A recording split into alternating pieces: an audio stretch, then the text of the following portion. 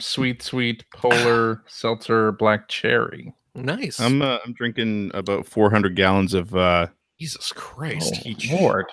Why? peace tea. Why? Why? Because it's delicious. Oh. Per one can, 150 calories. Per one can here, 0 calories. 40 grams of sugar. This has a lot of salt, probably. This past week, I have officially started attempting to defatify myself. Yeah, me too. I've been counting calories. Okay, and that's a good way to do it. Resisting urges for sweet treats. Yeah, and I'm down. I'm down a few pounds now. It's the early stages, so I know it's like water weight and all that whatnot, but still feels pretty good to step on the scale and see the number going down. I mean, that's I'm down like a solid. And again, I know it's not really real, but if in this past week I'm down like 5 pounds. Okay, nice. Congratulations. I'm doing it. I'm working it. Okay. So now tonight's a cheat night. So I'm gonna have a 3,000 calorie dinner once I'm done with this. So I earned it. That makes sense. Waiting for me. Yeah, I earned it. Hello and welcome to episode 631 of the Player One podcast for Tuesday, December 11th, 2018. I'm your host, Chris Johnston. With me, as always, from Canada, Mr. Greg Seward. Hola. How's it going? It's good. It's cold. Real cold.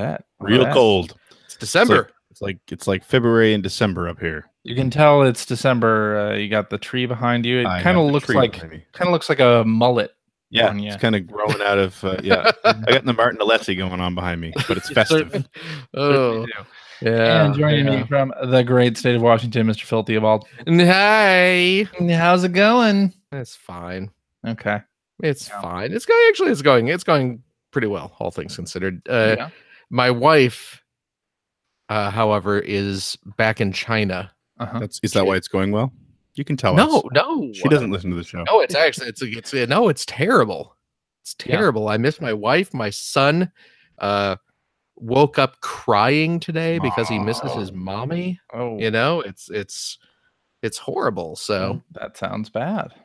Well, we're getting through it. Yeah. It's her job. She's got to go make iOS games. So there you go. It's an important job. It's for the greater good. Halfway around the world. It's got to be. Whoa, Greg, getting right up there into the camera. 3D. Yeah, I love it. What's going on? Our family adopted 2 kittens, 2 like 7-month-old kittens. Yeah. And they came to stay with us yesterday. Yeah. And so last night it was a lot of meowing. Mm-hmm. A lot of that was just CJ. The litter box, and then that was just me. So are their names I'm tired. Sea and Pirates? No. Or Sea and Thieves. No, they're not you really screwed that up. They're not piratey named at all. It's Jelly Bean and Kit Kat. Jelly Bean and Kit Kat. You know what? Sister pair. Those are not bad cat names. Pretty cute cat names. I know, right? Not bad cat names. That's what I'm saying. You know what? My son is reading a book right now at bedtime about a guinea pig named Jelly Bean. Oh, very nice. Although CJ stole the name from. Ironically, it turns out Jelly Bean the guinea pig is afraid of cats. They're going to say a fraud. Oh, that is. Well, he is a fraud really too. A guinea pig. He's a hamster in a fat suit. So they never knew. But yeah, one of the cats is very skittish and hid under our dresser the entire day today. And they'll get used to you. Yeah, he had a UTI as well, and we had to give him medicine for that. So I had to drag him out from under the dresser and UTI cuddle with him. Yeah, one of them urinary tract underwater tubular insurrections. Okay. Whoa. I don't know. Yeah. It was short notice. What do you want? Anyway, let's talk about some video games because some things happened. Okay. Things. I mean, it's December. You'd think it's a fairly quiet time, but then Epic Games goes ahead and announces that they're doing a Steam competitor. They're opening their own December store. be a quiet time. It's like the holiday month. It's like, I mean, you've heard the song "Silent Night," no video game news, etc. Silent That's how it goes. yeah. No video game news. That's how Here that comes goes. the bells. There is no news. Nobody's making any games. Ding, fries are done. Ding, fries are done. I'm sure that's a reference to something. You've never heard that? I don't think so. I probably have. I don't. Is that the Jerky Boys? I don't know who sang it. I don't know that ding fries are done. I'm sorry. I work at Burger King making flavor Whoppers. I wear paper hats. No. Was this like a Burger King commercial or something? So this is You guys are no fun. regional commercial. Yeah, it's regional, yeah. I'm sure. Yeah. On York and Roosevelt Road, Where you always I would save say more money. Yeah. Slowsy There you go. Nelson. Yeah. Anyway, That's no fair. You guys remember the regional ads for the Chicagoland area. Should have grew up in the Chicago suburbs, Yeah. dude. if you grew up in the Chicago suburbs, yeah, right there. Internet high five to you. Nope. No? Nope. Leaving you hanging on that one. Anyway, so Epic Games announced that they're doing their own store. And that makes sense for the creators of Fortnite to have that power that they can create a Steam alternative. And one of the interesting things is that they are adjusting the rev share that they pay out to developers. So traditionally, that stuff has been 70% to developers, 30% to the store. Okay. Kind of been what it's been for a long time. Steam is that way. Most digital stores are that way, including iOS and Google Play and all that. So they're changing that to 80/20. And if you use Unreal, you get even more. Oh, if you use that as your engine. Yeah, as your engine. Yeah, if you're selling an Unreal Engine game on the Epic Games Store, you get more share. So that's great. And well, actually, I think an Unreal license requires you to pay some percentage back to Epic anyway, and they are forgoing part of that. So that's good. This is really interesting. Not only the Discord store that opened up a few months back as a sort of Steam competitor, but now we have Epic Games doing their own store as well, and they announced some exclusive games at the Game Awards. Yeah, including some heavy hitters. The new Super Meat Boy game that comes out next year is going to be exclusive to the Epic Games Store. If you go to the Epic Games Store now, the current Super Meat Boy game is free. That's right, and they're all as part of the Epic Games Store thing. They're doing like free games once every 2 weeks. 2 weeks. Yeah, every 2 weeks, 2 free games. Meat Boy is exclusive for a year. Yep. It's not a permanent exclusive. Not permanent, no, but it's a year. I mean, what exclusives are permanent these days, nowadays, right? Yeah. PUBG just came out on PlayStation 4. That's true. I'm sure you followed that news very closely. I'm way into You're way publications gratuitous. I believe is what that stands for. Yeah, and you're right. Yeah.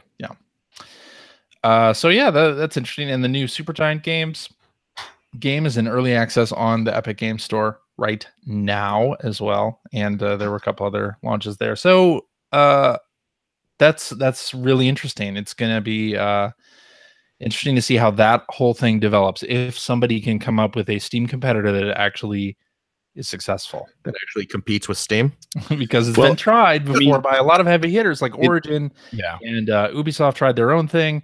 Right, it hasn't worked.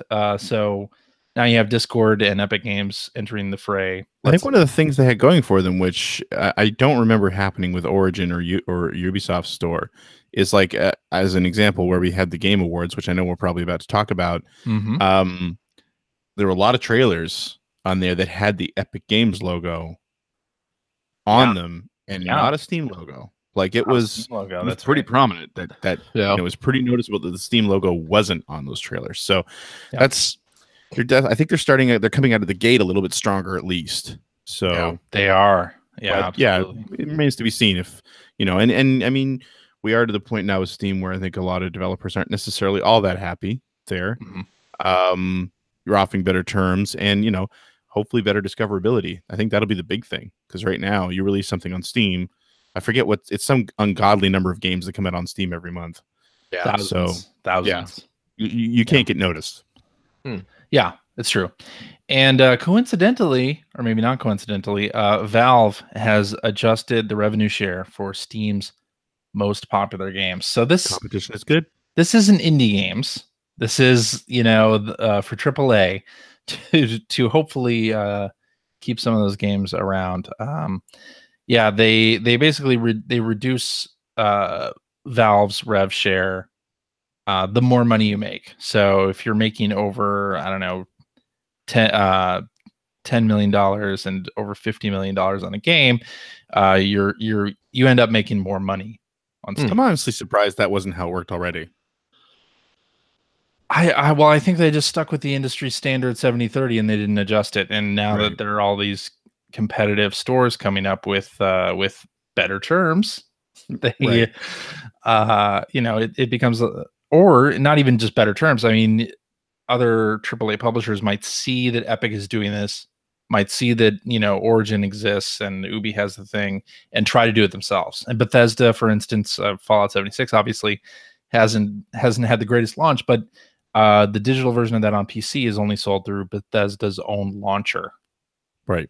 So more and more games are kind of leaving Steam. So they sort of had to do something like this, but it doesn't address smaller games, and of course the number of games that come out on Steam and sticking out in the marketplace is seems to be challenging. So yeah, interesting stuff.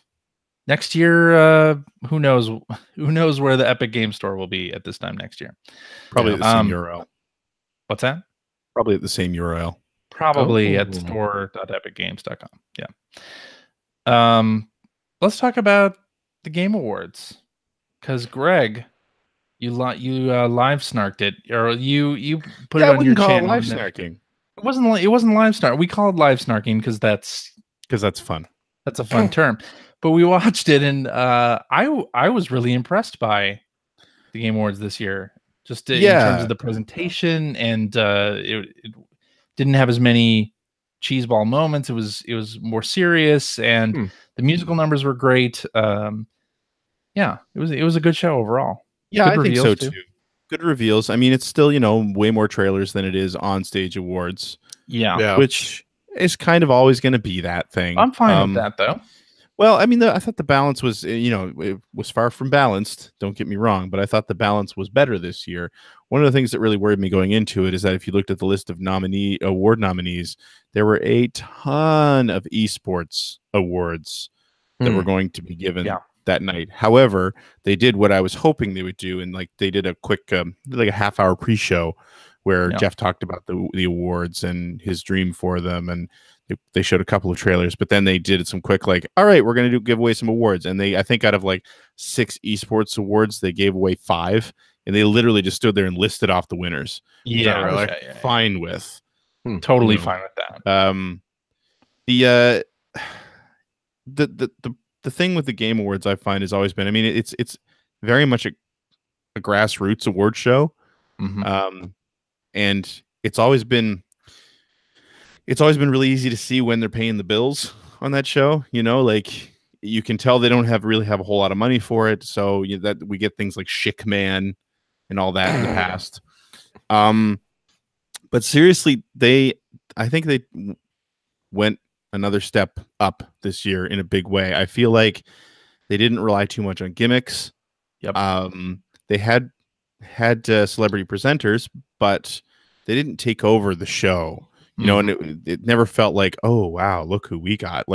It was never that level of celebrity presenter. It felt very much like they didn't suck the air out of the room when they came on stage. Now, they were still, a lot of them weren't video game related, which was too bad, but some of them were, and that was great. I know somebody in the channel mentioned that they thought the musical numbers were cringy. I still think they were way better than they have been in the past. So overall, I was really happy with the show. I was bummed that Spider-Man didn't win. Did it win anything? I thought it won one. Like no, you're right. It didn't win anything. I don't think it won anything. Didn't win anything. It was Red Dead and then God of War won. Red Dead and God of War. Red Dead owned everything, and then God of War pulled out the Game of the Year. Yeah. Yes. Which, I mean, people are saying that it got robbed. I don't know. I mean, those 3 games are highly regarded. Yes. They all deserve a lot of the praise they get. I've already spoken how I'm not really a big fan of Red Dead, but there are overall, I mean, none of them were wrong for winning. So yeah, it was too bad to see Red Dead kind of dominate for the entire show. But yeah, well, it also goes to show just how amazing this year was in games too. That they're talking about the Game of the Year and they go through the list and it's just like these are all really fantastic games. Like, yeah. And I mean the awards themselves. I think Jeff and crew did a great job. They did. It's probably the best they've ever been, better than they ever were on Spike. So I hope that they've kind of found their stride now, because it is a good thing. It's a good thing for this to happen. It's it's fun. The industry needs something like this. So yeah, I liked it. I liked it overall. Yeah, Crash Team Racing getting a remaster. That looked really good. Obsidian's new game called The Outer Worlds. It's sort of a Fallout without the Fallout. Fallout without the Fallout, which looks took really Fallout, took out the Fallout, and added a game. Yeah. And Game Informer did a really interesting, about 20-minute long gameplay preview of that this past week on YouTube that people should check out. It looks pretty good. Looks good. It's in my wheelhouse totally. Hello Games, which you may know from No Man's Sky, doing a game called The Last Campfire, which they said was awesome. In the trailer is a Hello Games short. And okay. Yeah, it looks great. What else? I honestly wasn't writing down much of it this year. Oh, Mortal Kombat 11. You want to talk about that? So we started watching that trailer. Like, oh yeah, great. I haven't played Mortal Kombat in quite a while, and it's funny because it was you and I, and my buddy Ryan Bossman, who's a fellow Extra Lifer out in Ontario, who I met at Extra Life United years ago. And it was the 3 of us sort of doing our live snark / commentary on it, and all 3 of us were like super excited that there was a new Mortal Kombat trailer. But it was like inside of like 15 seconds, they're like, "Oh, this is really violent, really violent." And I mean, I know Mortal Kombat's violent, but are you guys? Here comes Phil stuttering. You guys surprised by this? He realizes Mortal Kombat. But no, I was not surprised that it was violent, but we were just like, this is awesome. And then, wow, this is going further than I kind of wanted it to. And I'm a little uncomfortable. And, at one point I was like, just pull out his spine already. Jesus. Yeah, just say, get over here, pull out the spine, done. Have you not played the recent Mortal Kombat games, though? I haven't. And I actually said that at the beginning. It's like, I haven't really played the recent ones. Yeah, where they stop the fight essentially and zoom in and give you an X-ray view of their bones cracking. Yeah. That sort of thing. Yeah, this seemed a little more up. It was kicked up a few notches from just that, though. Yeah. Was it anyway, though? I don't know. Play some of the recent Mortal Kombat games. It's coming to all platforms, including the Switch, which is interesting. So we're at the point now where big third-party games, and I would call Mortal Kombat 11 a big third-party game, coming to Switch, gets announced on the Switch at the same time as the other platforms. So that's big. I did like the way they did this, because this was a true surprise reveal on the show, because they had was it Ed Boon who came out? Yes. Yeah, they had Ed Boon come out strangely to award Sports Game of the Year. Yeah. And he's like, and the nominees for Sports Game of the Year are, and then everything went dark and we had a Mortal Kombat trailer. Yeah. And then he actually did talk about the sports games. So it was kind of a cool way to reveal it. Yeah. Yeah. And then of course the big finisher, I know it was rumored that we would get some information on Metroid at the Game Awards, because of course, but the real reveal was that Smash Brothers Ultimate is getting Joker from Persona 5. Yeah. So that's cool. And that was so good. That was an interesting reveal because Persona 5 is not on the Switch. But it has to be now, right? I mean, this is proof that it's coming to the Switch probably in 2019. That's kind of an announcement hidden within another announcement. Sort of a dead giveaway there. Yeah. But yeah. And one of the other cool things they had was all three of the hardware platform, the leaders of those platforms, Sean Layden and Phil Spencer and Reggie Fils-Aimé on the stage at the same time. That was cool. I was bummed that Steel Cage didn't drop over them while they were out there. That would have been great. Fight it out. Yeah. Reggie off the top rope. And then the Mortal Kombat trailer starts playing in the background. Exactly. So yeah, that was a really it was a good show. I thought it was a really good show. Yes, agreed. Yeah. And then Kind of Funny did their own showcase thing over the weekend where they showed trailers and did game announcements for a bunch of games as well. And that includes a game from a friend of the show, Mr. Chris Baker. Yes. Oh, yeah. Doing Operencia, the Stolen Sun. It is a from RPG Zen Studios. From Zen Studios, and he's a creative director on it. So that is fantastic. I think he's doing the writing. Possibly. He said he was doing the writing. Yeah, I think he was saying that. He was saying that on Twitch. Oh, yeah? Okay. Twitter. That he'd been, and actually his, excuse me, I think his wife tweeted out that he'd been doing the writing on it too. Nice. Awesome. Yeah. So yeah, that's awesome. It's great to hear. I'm excited. That trailer looks nice. Excited to try it out, especially, we're a friend working so hard on it. Indeed. So. Coming out in 2019. Mm-hmm. Yeah. Yes. That's great stuff.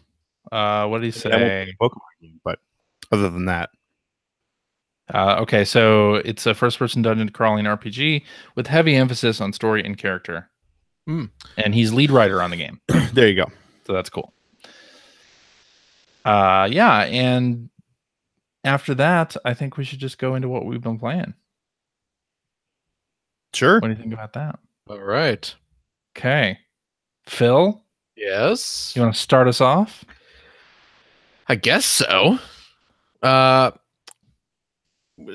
we start with Smash? Or do we have a Smash? You want to start with Smash? Okay. Yeah. I've been playing Smash Brothers.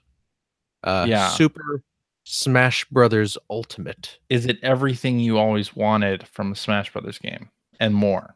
I mean, I like Smash Brothers. Mm-hmm. I'm not like super crazy nuts about it. Yeah. It's fun. I'm enjoying it. I'm going through. I'm unlocking characters. I'm digging up spirits. Yeah, that sort of thing. But yeah, I mean it's Smash Brothers. Yeah, it's a fun game. It's fun.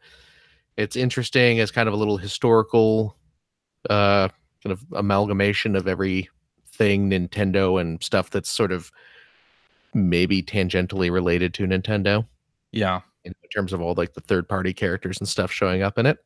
But yeah, I'm having a good time with it. I'm terrible at it.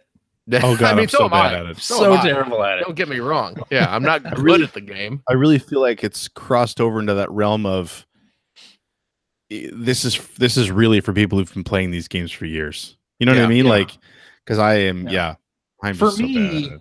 Even I think Brawl is where like Smash Brothers on the N64.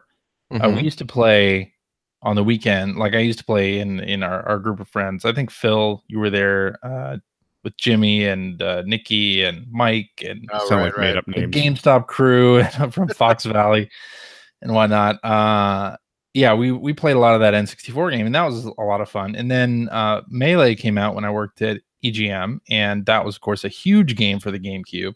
Right. And since I worked in an office where we all played GameCube games a lot, I enjoyed Melee. And then Brawl came out, and I was kind of like, I don't really have anybody to play this with locally, so this isn't as fun. And then I felt that same way about the Wii U and 3DS releases. And I sort of bought them anyway, but because I'm a Nintendo fan, and I like the fan service that is in the Smash Brothers games. I kind of feel similarly about Ultimate, but at least it has like over 1,000 songs. Right. Like put on a shuffle mode. Like it almost works as an MP3 player. Doubles as an MP3 player. You can turn the screen off while playing the music too. Can you really? You can. Yeah, I believe they announced that a while ago. Is there a little like? Do they have a visualizer or anything fancy like that? Should have. I don't think so. That would be cool. But yeah, it's fun. You know, I've like I said, I've been playing through. I haven't played too much of the World of Light mode yet. I've just been kind of playing the regular, just sort of basic Smash game, and just playing and unlocking characters and that sort of thing. I tried the little soul, whatever the mode is, where you fight the souls and try and reclaim the souls from the characters you defeat. Have you messed around with that at all? I don't know where to find that. Yeah, well, that and that's let's talk about the game has a lot of different options, and they're not all organized. There's a lot of content there, and man, is it not easy to find it with that front end. You start up and you're like, where should I start? With this, like, what mode should I go into? And how do I find them in the first place? They're all hidden behind these different categories that honestly don't make sense to me. But anyway, it's just it's a bad front end. There is a mode. I think it's I couldn't even begin to tell you where it's at. But it's because you get those souls, the soul characters. That act as kind of like modifiers, right, for your characters. Those giving are spirits, aren't they? Or spirits? I was going to say you keep saying souls and you're screwing me up. Okay, spirits. Spirits. Some people hear it, some people fear it. Spirits. Some people just won't go near it. Run DMC, Ghostbusters 2. There you go. The spirits. There is a mode where you go into a screen and you are presented with there are a couple different spirits, maybe about 4 spirits on the screen, and there's a little timer counting down, like a little 4 or 5 minute timer, and when the timer counts down to 0, that spirit will disappear and a new one will pop up. So it's this kind of, you have a couple minutes to, okay, I want to try and get this spirit. So you go into a match and you enter a match and you fight against the CPU and you fight against the computer opponent who is using that spirit. Oh, okay. I have not done this mode. Okay. And then if you lose, too bad. You've missed your chance to claim that spirit until it reappears. Until it recycles through. But there are hundreds of those. So who knows when they're coming back. But if you win, then you go into a little bonus chance mode where you are supposedly exercising the spirit out of the fighter by shooting it with a laser. Okay. Like you do.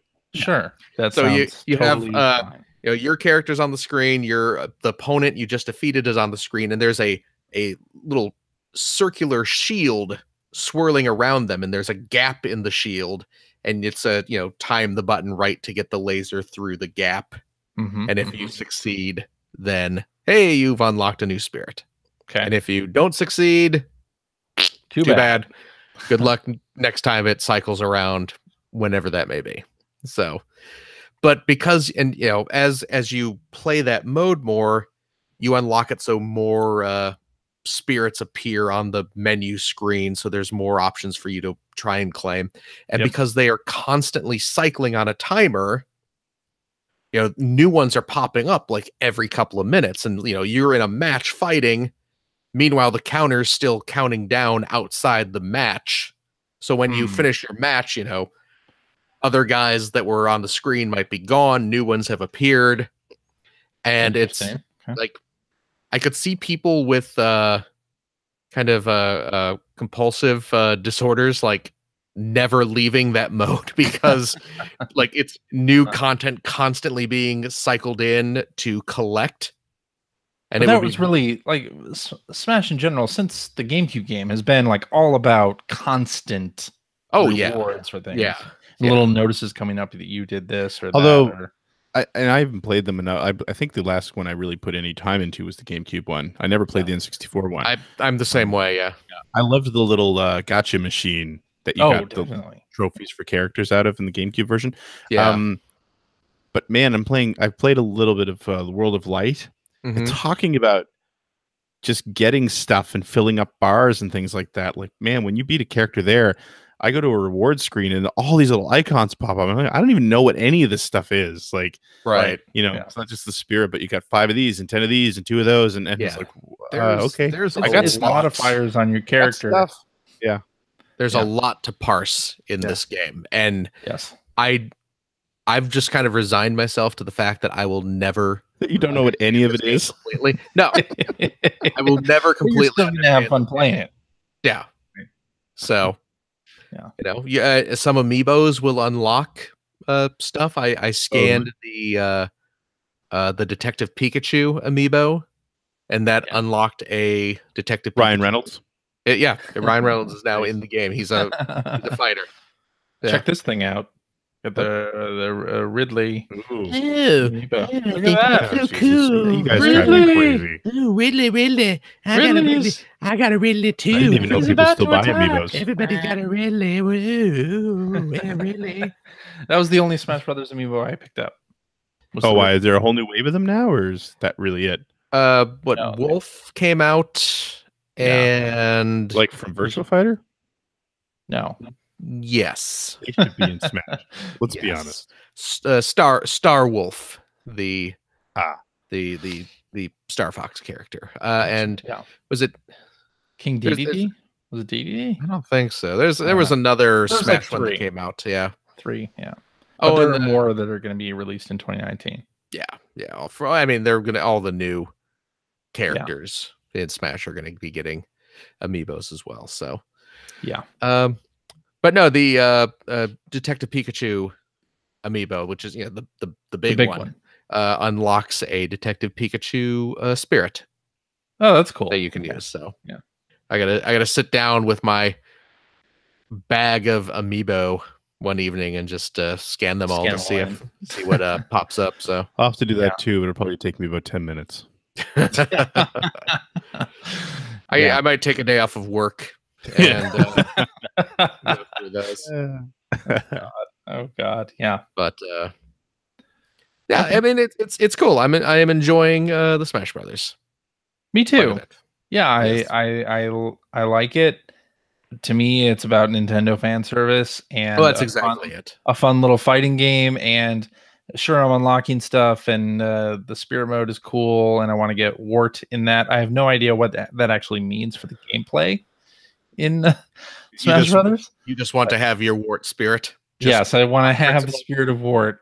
The spirit of Wart.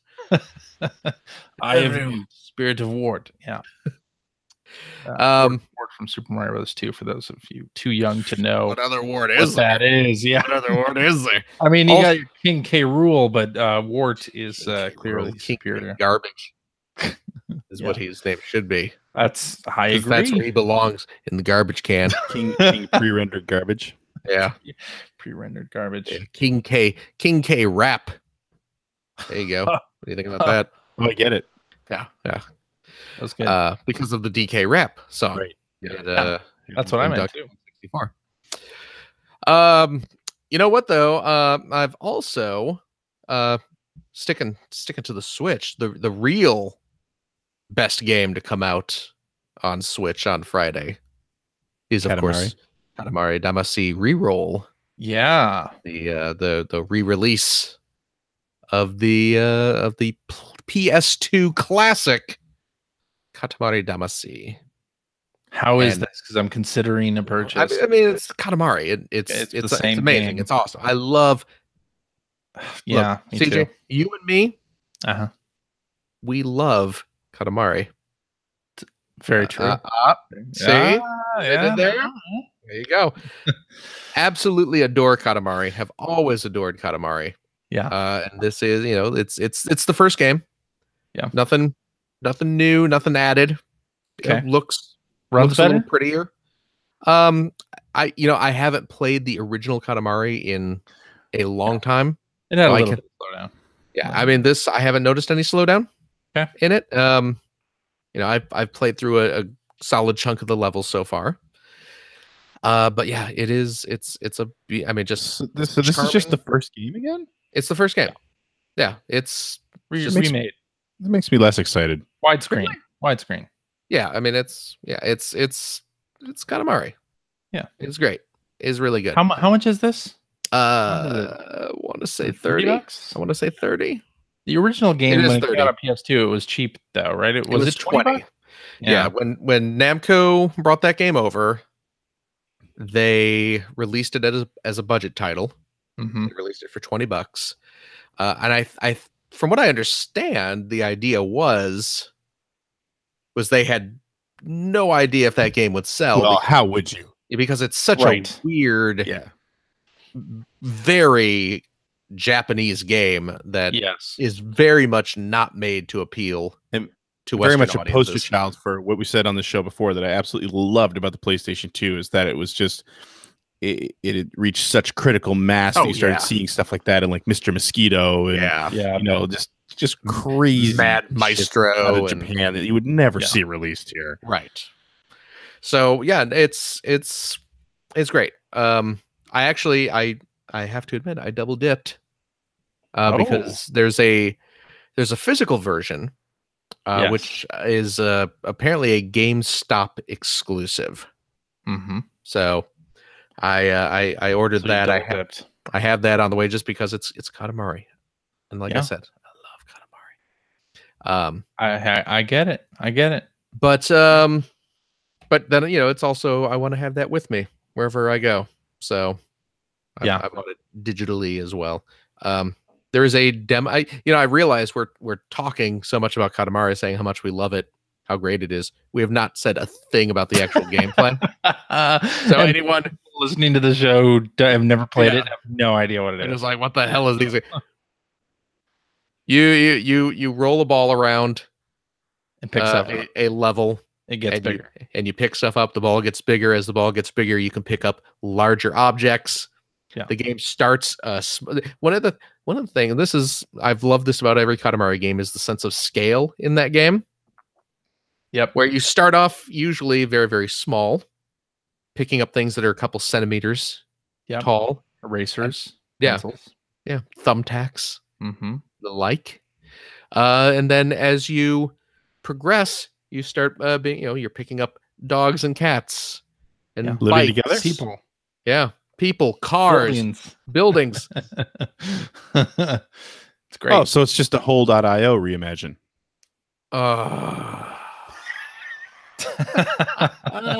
Had to go there, didn't we boot him from the call, CJ?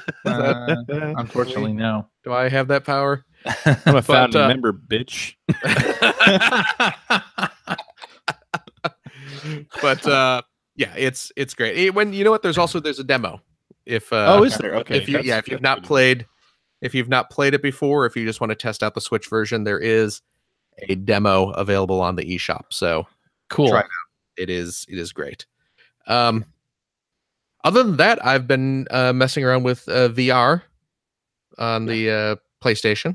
Some more this week. Played some more Astrobot. I'm now in World 4 of Astrobot, and oh my gosh, right? You know what? Better and better. I gotta say, Greg, when you were telling me, like, oh, I'm going off about how great this game is, and you're just like, oh, just wait, it gets better. Every level, there's something new. Everything just kind of increases exponentially as you progress. I have to admit, part of me was like, it's a little hyperbolic. Greg is clearly, I mean, it's a great game. I was in the afterglow. We know it's a great game, but he's selling it maybe a little harder than he has to somebody who's already bought it and is in love with it. But you're right. Yep. Holy cow, you're right. Yeah. And yeah, like I said, I'm on in World 4 right now. I think I just did the first stage of World 4, but oh man, just everything about it. And I don't want to describe too much about it because people just need to play it and experience it. But man, oh, it's good. And I got 2 quick stories about this. First of all, I let Finn try it out. Oh, interesting. Which, you know, they warn you, you have to be 12 or older. Yeah. They don't want little kids playing it. I remember the Virtual Boy had similar warnings. Yeah, I think it has something too. Yeah, well, yeah, and I guess it's just the way their eyes are still developing or something. Yes. Well, I think my whole understanding is I think still at this point, and I could be wrong, but I think the science is kind of out on this. Okay. Like, they don't really know if it's going to have a big effect on eyes that are still developing or so it's like, let's just play it safe. Yeah. But I figured, you know what? I wear glasses. Dana wears glasses. He's fine with glasses. He'll be fine. Yeah. He's put on my glasses before and he looks adorable in them. So there you know go. what? Yeah. There you go. No, but I was like, and I explained it to him. I was like, you can play it for 10 minutes. Yes, that's exactly what I do with my kids. Yeah. It's like with my very youngest, I haven't ever let her play it, but my older two, it's like you get a 10-minute time limit and that's it. Yeah. Because and he's done it once. Yeah. So I was like, he's played it once for 10 minutes, should be fine. I put him in with Astrobot, and he starts playing. And he's got the helmet on and he's sitting there and he looks adorable with I was going to say so cute. So cute. I think I posted a picture on Twitter and it is just the sweetest thing. But he starts it up and he's like, oh, okay. Oh, there's a planet up over here. And I was like, look behind you, Finn. Oh, there's a planet behind me. And he's just like, oh, and okay, let's start. And I'm telling him what to do to start the level. And he starts it up and the level forms around him and he just starts moving Astrobot around. And I'm just sitting there and I'm taking video because I want to capture this first moment of him experiencing this. And I'm just kind of waiting for a reaction. And he's just sitting there playing. I'm just like, well, Finn, what do you think? He's just like, oh, this is good. This is cool. I'm like, okay. Feels like you ruin everything. Come on, give me a box quote. Come on. How do you feel? You're like in the video game. You're like right there in the level. He's like, no, it's cool. I'm just like, and then it hit me where it's like to him, to this generation, that's just what video games are. He didn't start off with an Atari 2600 or an NES. He's I want to point out, if you'd raised him right, he would have started. Yeah, So that's what I should have done. We always joked about not doing it chronologically. Yeah, and see, here we go, forcing it on the kids, but that's the problem. But yeah, he's grown up in a world where you have really awesome looking video games attached to your TV. Yeah. He's grown up with, you have a little device in your pocket that plays awesome looking games that are fun and addictive. And a big screen that you can put right against your face, basically. Yeah. Really is slave to the box says maybe he wants to play catch. No, he's real reality is not as good. He doesn't. we had now. He would much rather play the video games. But no, but he's just like, that's just what a video game is to him. It's not an amazing new piece of technology. It's just what video games are. I think you have a point there, mostly in the fact of I think especially with handheld devices, because we have such easy access to them, and the fact that so many games on those things are free.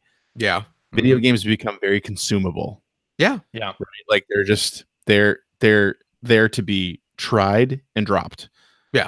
And some stick, right? But not as many as you would hope. And so, and that's not to say that this isn't impressive. I mean, my kids were impressed by VR when they first tried it, but it definitely doesn't have the same impact as us. No.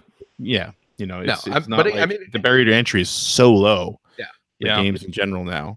But I mean, he really enjoyed it. When I told him his time was up, he was like, "Oh no, I want to play some more." He really wanted to keep playing the game because it's a very, VR, gimmick, for lack of a better word, aside, it's an amazing game. So he was certainly enjoying just the game aspect of it.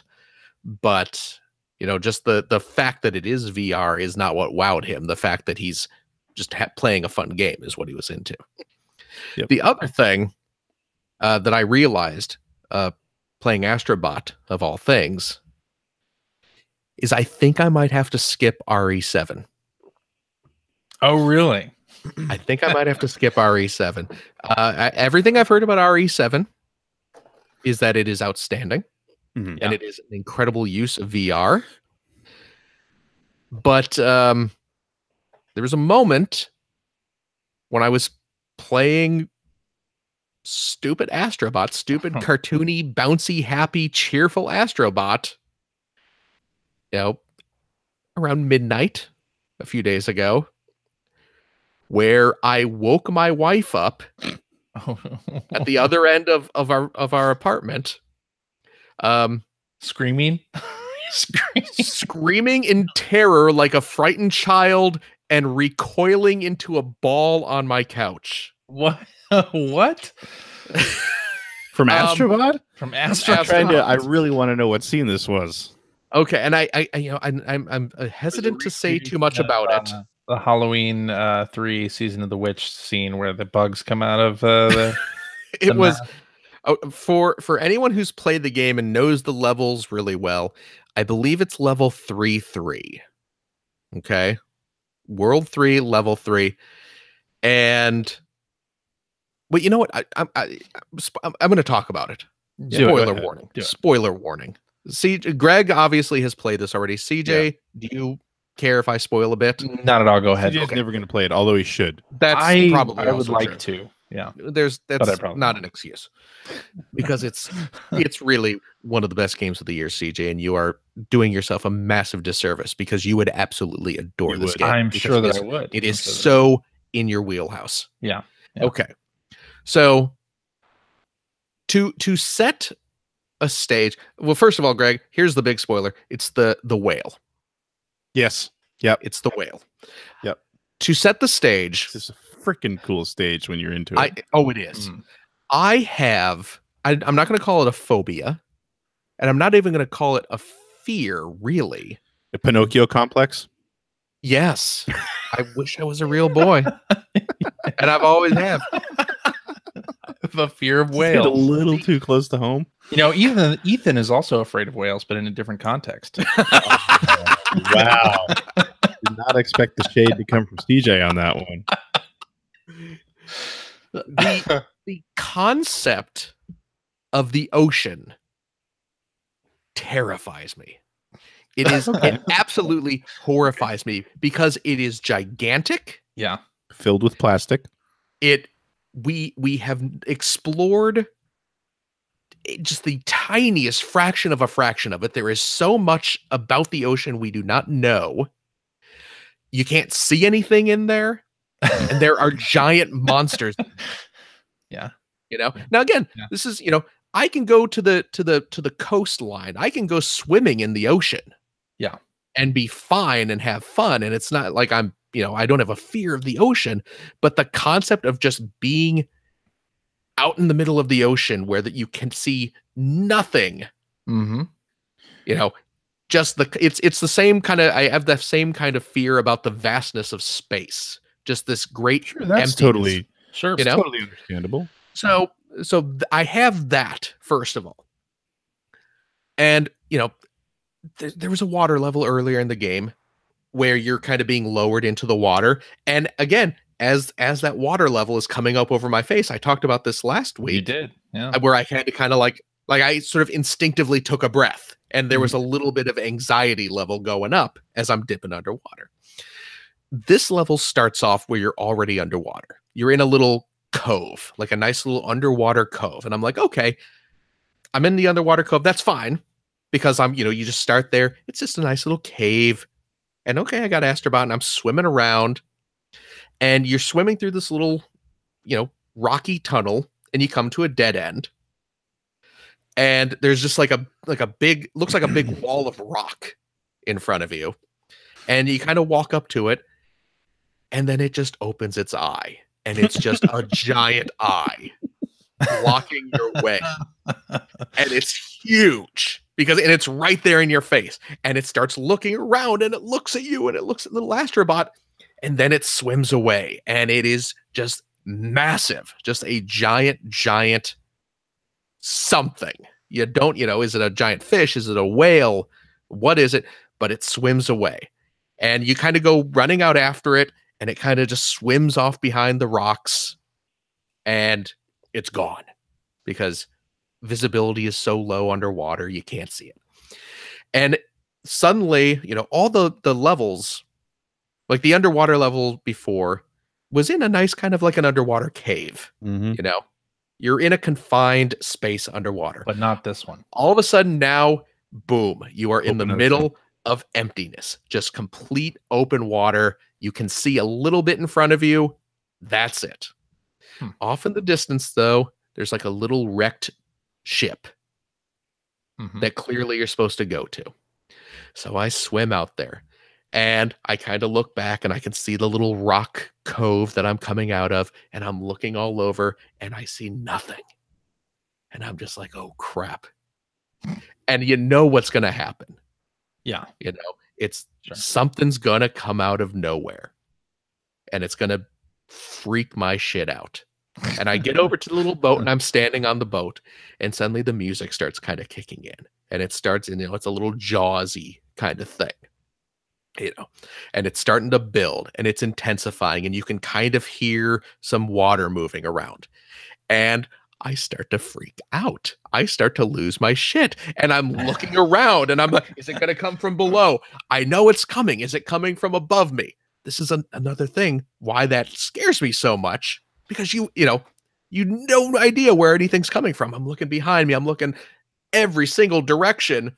And I'm just kind of like quickly looking around as the music builds. And then I look right in front of me, and there's a giant damn mouth just shutting over me. And I scream like an infant.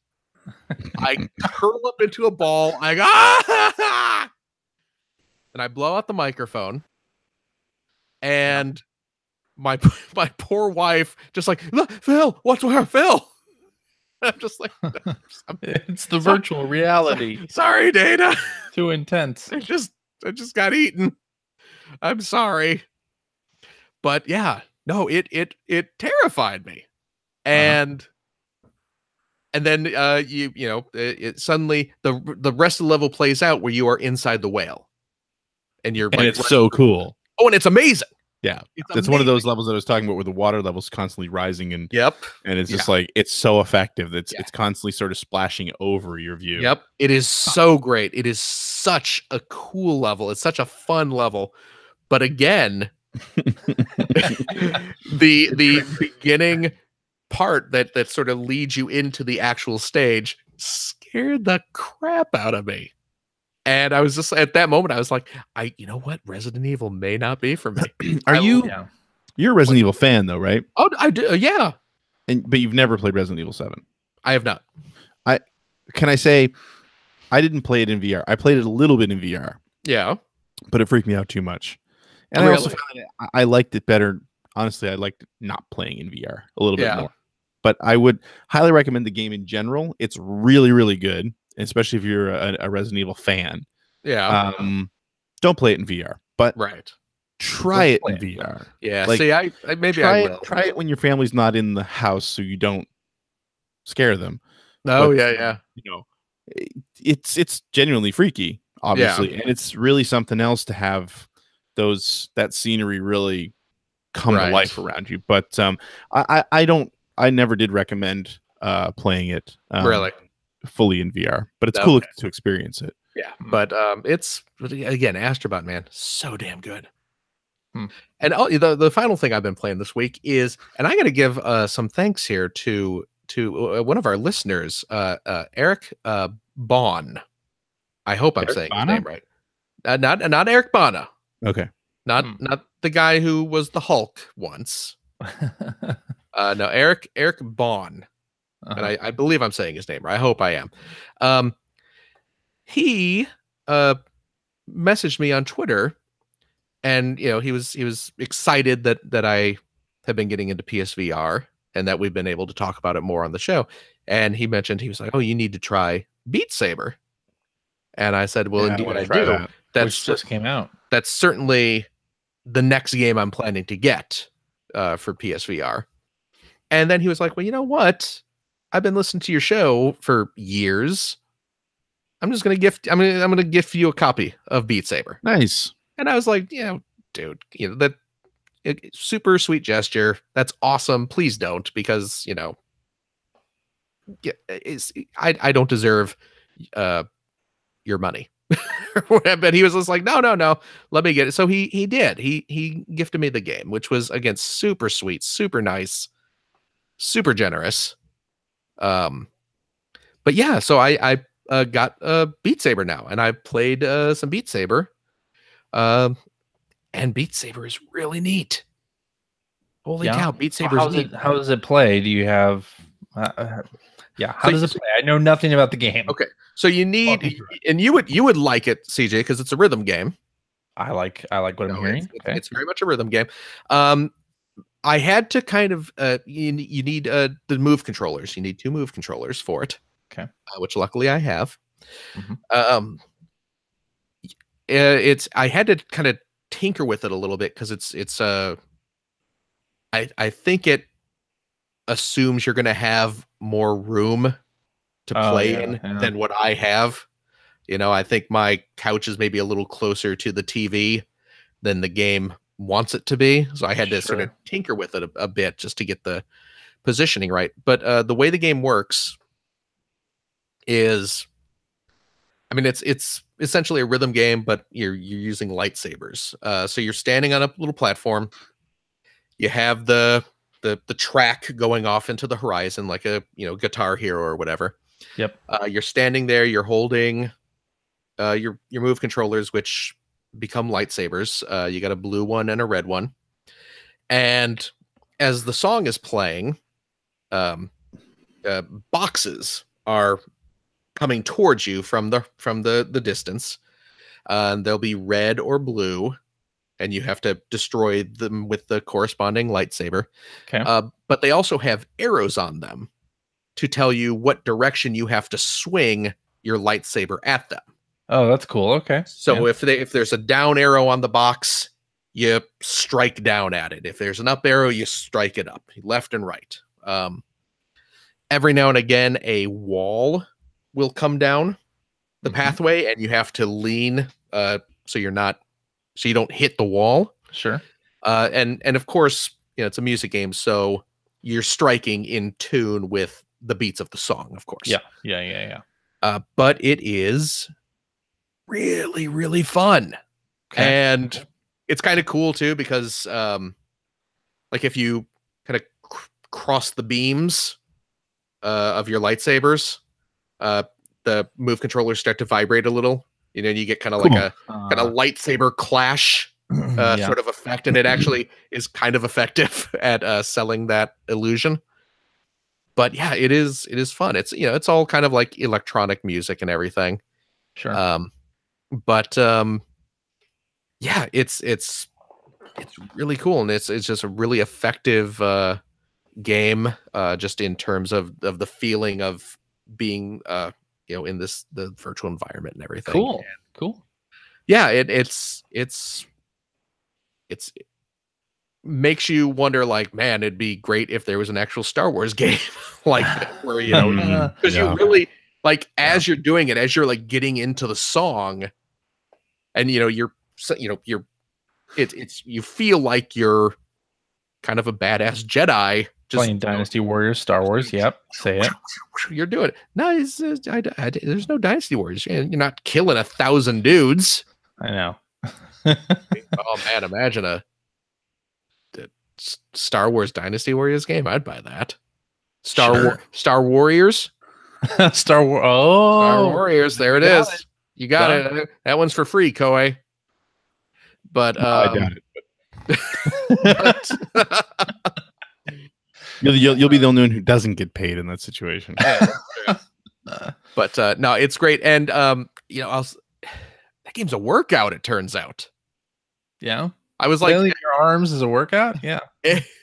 Well, when you don't normally, yes. Well, that's just it, right? When you don't normally. Like, oh, when the extent of your arm exercise is lifting that can of Coke Zero to your lips. Hey, Zero calories, right there. Said it was a black cherry seltzer. Mm-hmm. Yeah, but after a couple songs, I was like, wow, I'm a little sweatier than I thought I would be. But it's really good. So cool. I highly recommend Beat Saber. Yeah, I have to get that sometime. Yeah, you definitely do. And again, Eric, thank you so much. I'm digging the game. So your gift was not in vain, because it is awesome, and I will be playing this quite a bit more. Cool. So cool. yeah. Glad I got those. Honestly, the reason I bought the Move controllers was kind of in anticipation of getting this game. So I'm glad it worked out. That it's good, that I'm enjoying it. So that's it for me. All right, Greg, what do you got? Let me tell you what's wrong with Smash Brothers on the Switch. What is that? Everything you said was pretty positive. I agree with most of what you said, but there's one major problem with it, and that is that Monster Boy and the Cursed Kingdom came out for Smash Brothers. I want to play this game. The only reason I haven't bought it yet is because I've bought so much else this week. Mm-hmm. But I really am itching to try this. I would, Phil, like what you just said to CJ about how he should treat himself to Astrobot because it's one of the better games of the year. Yeah.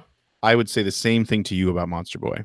All right. Really? This is a fantastic Metroid game.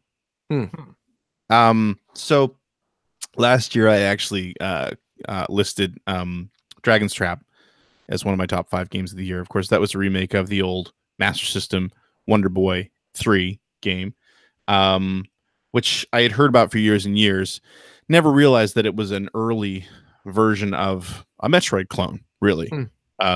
It wasn't the first Metroid game. That was Metroid, but it had this whole, it was rather short, but it had a whole interconnected world that was very Metroid-like in its interconnectivity. And of course, you were stuck in the bodies of different animals basically throughout it, and then you eventually earned the ability to swap between them and their different abilities however you wanted to, along with getting different gear. Monster Boy, so that was a remake of Wonder Boy 3 from like 1988, I think it came out. Monster Boy is an actual sequel to the Wonder Boy series, and it's a sort of it's a sequel, but really it's kind of a love letter to the whole series. It takes the Metroid style gameplay from Dragon's Trap. It takes the transformations into different animal based characters from Dragon's Trap, and of course they all have different abilities. Like when you play as when you're playing as the pig, which is based on the shopkeeper that you saw in Dragon's Trap. He's basically your mage, so he can earn spells and use those. He can't jump very high. He can't swim. It's hilarious when he falls into water because he's basically flailing like this as he sinks directly to the bottom. There's just bubbles streaming out of his mouth, and he looks completely panicked. So it's insanely adorable. Yeah. And he's heavy enough that he can smash buttons and things like that. And you play as the snake. You can fit into smaller areas. You can stick to certain walls. You can spit poison. As you unlock these different abilities, you play as the frog. You can swim underwater freely, whereas with the snake, you float up. You don't have the weight to sink. You can swim freely. You don't have to worry about air while you're the frog, which maybe not so realistic, but that's how the game works. You can use swords and shields. You can use your gear, et cetera, et cetera. So it goes like that. Way more gear that you can buy and find throughout the game that have different abilities. Like if you have an ice sword. You can create platforms in waterfalls and the frozen platforms and waterfalls and things like that. If you have flame boots, you can melt through ice blocks, and they can all be upgraded throughout the game. They all have, I think every single one of them has at least one, if not two possible upgrades. You can have a smith do to them. And just a massive world. I'm about I think my exploration is at like 44% right now. And it's another one of those games that I just can't put down. I'm so enjoying this game. The different weapons aren't, honestly, it has very little to do with their general power, and you can upgrade your boots and your armor and your shield and your weapon, and it has very little to do with what's stronger and what's not strong. It has everything to do with the elemental power of these things, or you know, like certain boots let you double jump, certain boots let you glide, certain boots will melt ice blocks, like things like that. So you're actually swapping your gear around a fair amount to do different things. But yeah, gigantic bosses, interesting boss fights, crazy interesting puzzles, like every area, and it's not split into levels, it's actually a big giant Metroid style map. And the other thing that as I was playing tonight that I was kind of struck by is that a lot of the different areas that you go into, they tend to introduce different play mechanics. Like the area I'm in right now has hidden platforms, which I haven't really seen up to that point in this game, but you get the hints that you need to figure them out. The puzzles aren't super difficult, but they're difficult enough that sometimes it'll take you a while to figure out what you have to do in an area. It's great. It's really great. I think it's like $40, and I highly recommend it. I think it's on PlayStation 4, and I think it's on everything. I think it's on PC next year. It's on all the console platforms. It's on PC early next year. You've got to try it out. Like if you like Metroid style games, you have to treat yourself to this game. It's taken over. I've played Smash for about an hour because I've got this, and I bought it on the Switch. So like I pick up the Switch to say I'll play Smash. I play Smash for a couple rounds. I'm like, I'm gonna go play Monster Boy. Yeah. And it's kind of the other thing is, like I said, it's a love letter to the previous Wonder Boy series, and especially the Monster World series that Wonder Boy became, because not we all, but a lot of people may or may not know Wonder Boy started out as an arcade game that a lot of us probably recognize more as Adventure Island. Please do not go into it's actually fun fact, the next episode of Generation 16 will give you a complete breakdown of the Wonder Boy series, but it's insane. You can go down a rabbit hole for Wonder Boy, and it's nuts.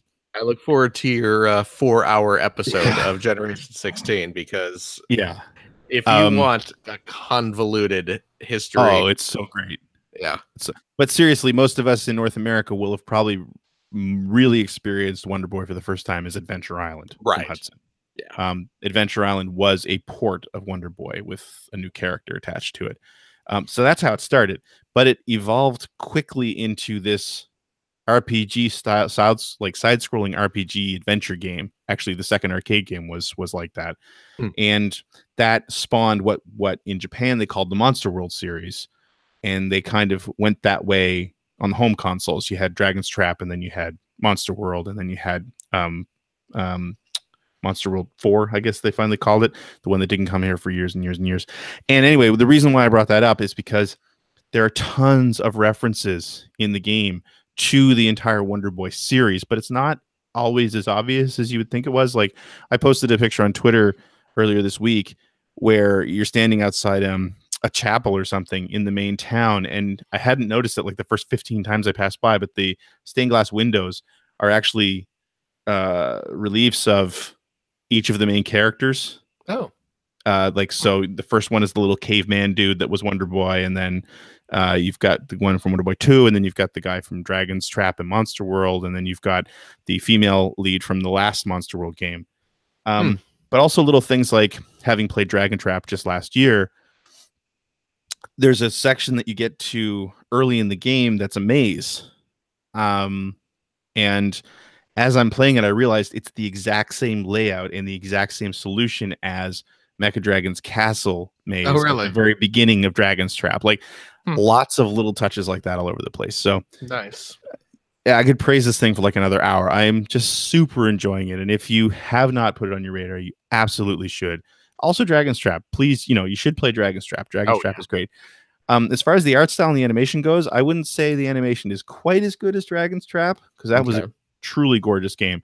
Yeah. But this has its own look, and I'd be hard pressed to say which one looks better from a purely objective standpoint. It's very subjective. I kind of prefer Dragon's Trap a little bit more, but this looks fantastic as well. It's bright and colorful, and it animates really well, and it's very cartoony. And yeah, I can't recommend it enough.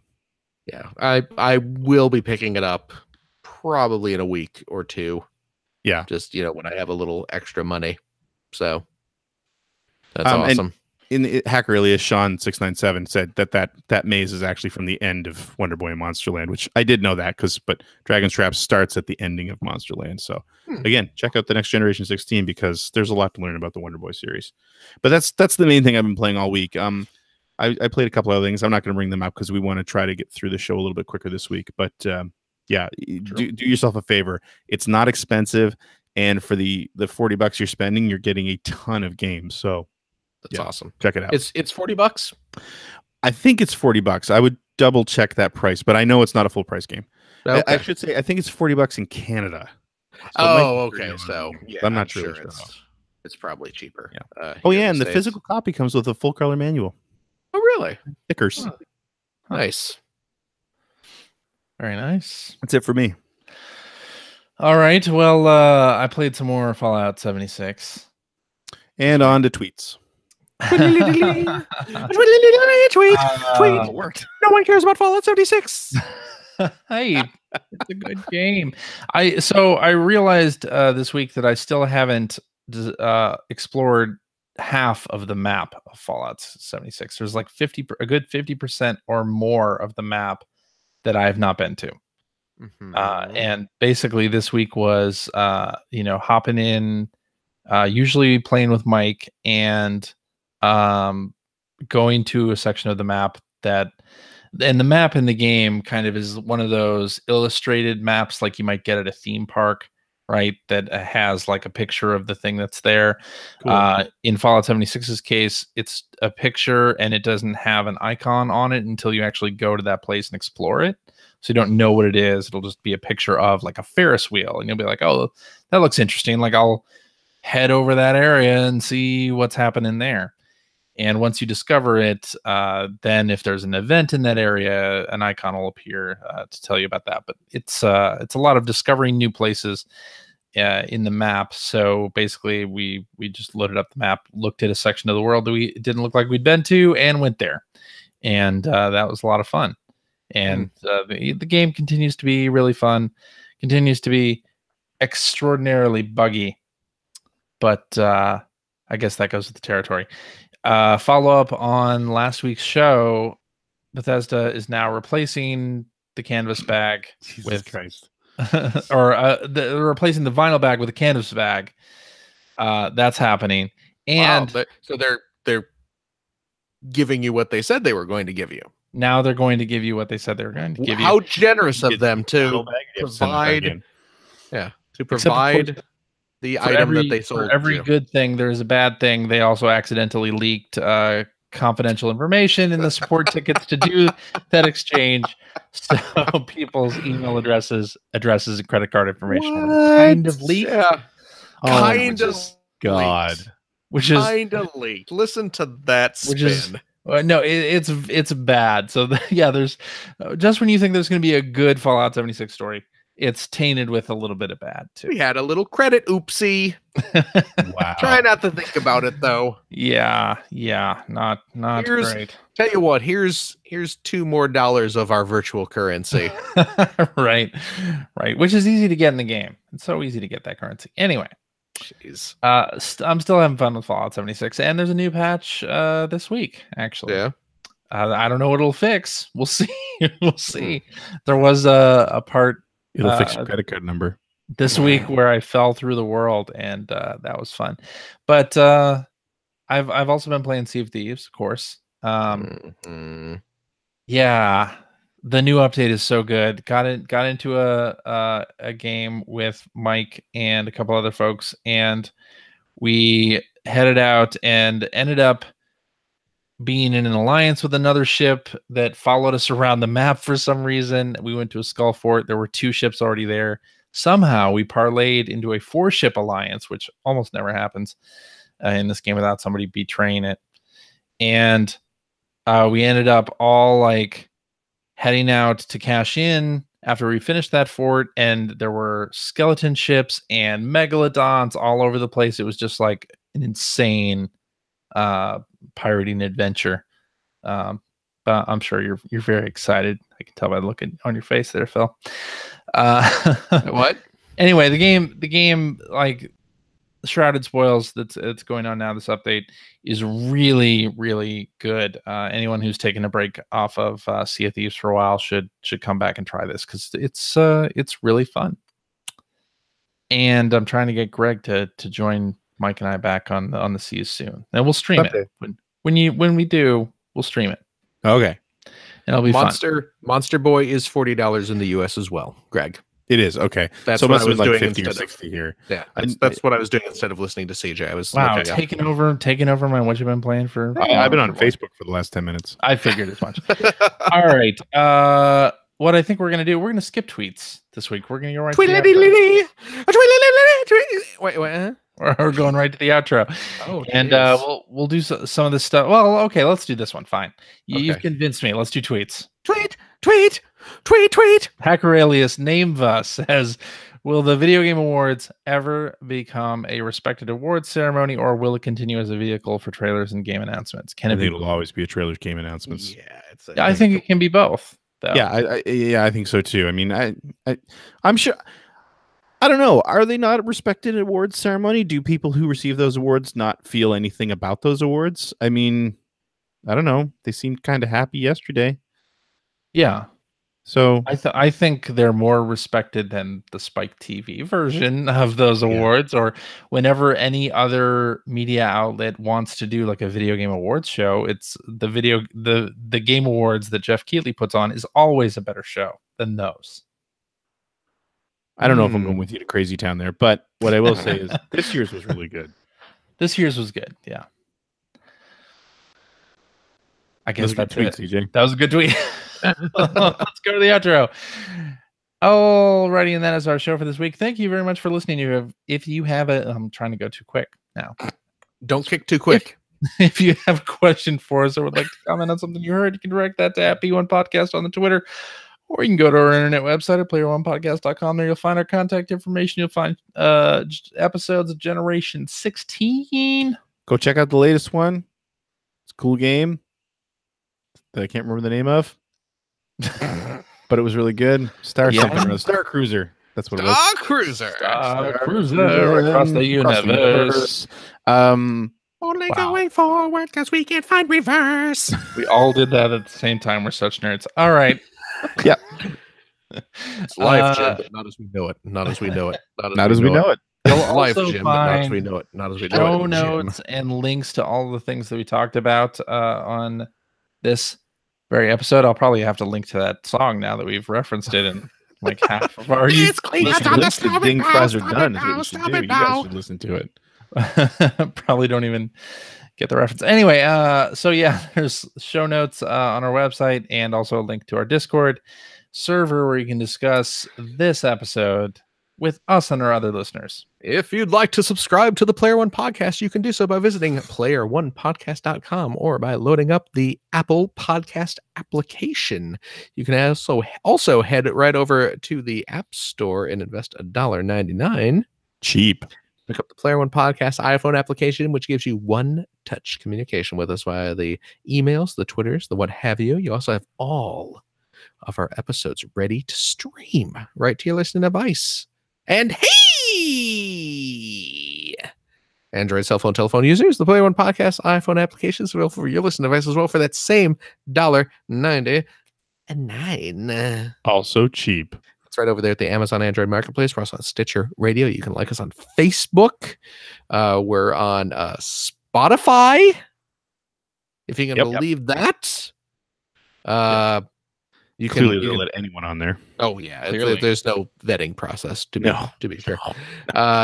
You can also watch archives of our show and check us out live most weeks on the youtubes.com/P1 podcast.